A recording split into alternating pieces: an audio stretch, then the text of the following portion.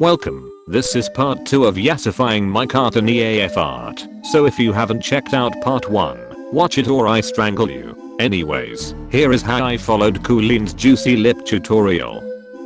I started off with a line divided into two, and created a bird-like shape in the middle, then, I added a heart to symbolize where the cupid's bow and the bottom lip would be. The next step was to soften everything up, and add the base colors.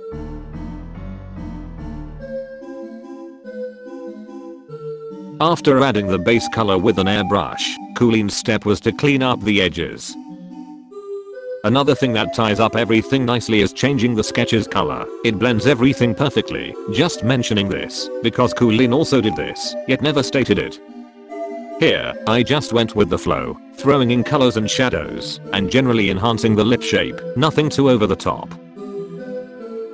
I added the highlight on the top of the lip, and a shadow on the bottom. I also darkened the outer corners of the lip. The last step was to highlight, or in other terms, juicify the lip. Here's the final result. I originally made this, but forgot to press record, so we have two juicy lips now. Let me know which one you like more. That's it for now.